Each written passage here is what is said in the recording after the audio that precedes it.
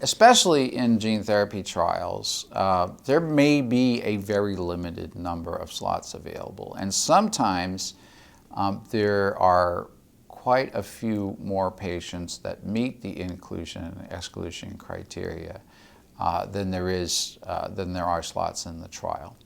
And so that creates a difficult problem because many individuals may be asking about participating in the trials. We try to screen patients, and if they are scheduled to be screened and they are screened and they meet inclusion and exclusion criteria, if they've gone to that extent and engaged with us, we will then offer them enrollment in the trial.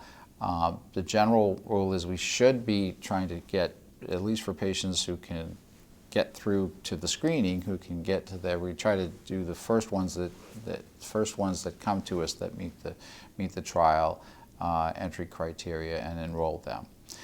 So to some extent, it is first come, first served, but the first come is not necessarily just the first to drop an email. It's the first that can come in and go through screening. Screening really involves validating all the inclusion and exclusion criteria with some kind of actual, usually some kind of documentation. So if it's the gene mutation, some lab reports, various things of that nature. And so we have to nail all that down before someone can be enrolled. So the reason that the number of slots in the trials is small is because the amount of gene therapy vector available is very limited. And the reason it's limited is that it's very hard to make and very expensive to make, time-consuming to make.